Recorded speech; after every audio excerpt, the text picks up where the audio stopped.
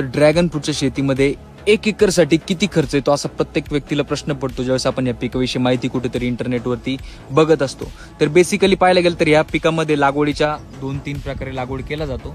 तर त्याच्यापैकी pole plate पद्धतीविषयी आपण आज बघणार आहे। आता हा पोल आणि प्लेट मी स्वतः माझ्या घरी बनवलेला आहे आणि साहेब हा जो खर्च आहे ना पोल आणि प्लेटचा हा अतिशय चिल्लर आहे तुमच्या उत्पन्नापुढे, ठीक आहे।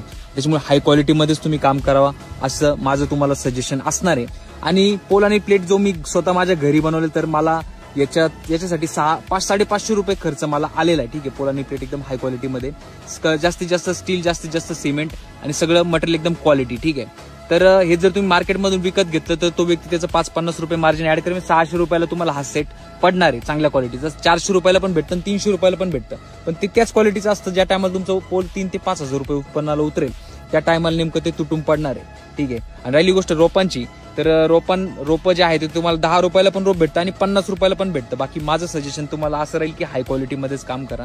हे थोडेसे पैसे वाचवण्यासाठी भाई म्हणजे खूप मोठं नुकसान करून घेऊ नका। 25 वर्षापर्यंत चालणारं पीक आहे, ठीक आहे। आणि आता 1 एकरचं जर कॅल्क्युलेशन करायचं ठरलं तर तुम्हाला 1 एकरमध्ये आता तुम्ही 10/6 वरती लावलं तर कॅल्क्युलेशन वेगळं असणार आहे, 9/12 वरती लावलं तर कॅल्क्युलेशन वेगळं असणार आहे। बाकी हे तुम्ही ठरवायचं तुम्हाला कोणत्या पद्धतीत लागवड करायचं आहे ते।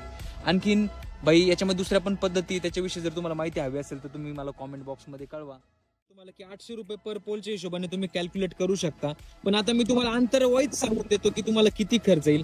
आता मी इथं 9/5.5 फुटावरती लागवड केला होता, पण मला हे थोडंसं जास्त दाट वाटतंय त्याच्यामुळे मी तुम्हाला सजेस्ट केलं की तुम्ही 10/6 फुटावरती लागवड करा।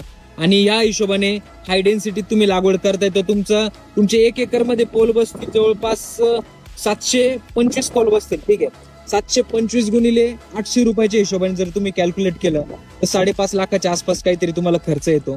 आणि जर तुम्ही थोडंसं अंतर वाढवलं 1-1 फुटाने जर तुम्ही अंतर वाढवलं 10/7 फुटावरती जर तुम्ही लागवड केला तर तुमचा जो खर्च आहे तुम्हाला पोल बसतील 622 पोल बसतील, ठीक आहे। आणि त्या हिशोबाने तुमचा जो एकरी खर्च होणार आहे तो होणार आहे 5 लाखाच्या आसपास, 4,97,000 असा काहीतरी खर्च येतो, ते तुम्ही परत कॅल्क्युलेट करून घ्या।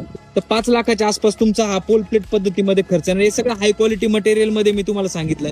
मटेरियलची क्वालिटी जर तुम्ही कमी केली तर हे पैसे तुमचे अजून पण वाचू शकता, बट मी पुन्हा सजेस्ट करले की भाई तुम्ही तसं बिलकुल करू नका, ठीक आहे। आणि ट्रेलिस मेथड मध्ये जर पाहायला गेलं तर ट्रेलिस पद्धतीत जर तुम्ही रोजचं अंतर जर 10-11 फूट जर ठेवलं, 10 फूट जरी अंतर तुम्ही ठेवलं तर कमीत कमी 7-8 लाखाच्या पुढे तुमचा 1 एकरचा खर्च जाणार आहे, ठीक आहे। त्याच्यात थोडंसं उत्पन्न जास्त निघतं, पण भाई थोडेसे रिस्क फॅक्टर आहे जे मी तुम्हाला मागच्या एका व्हिडिओमध्ये सांगितलेले।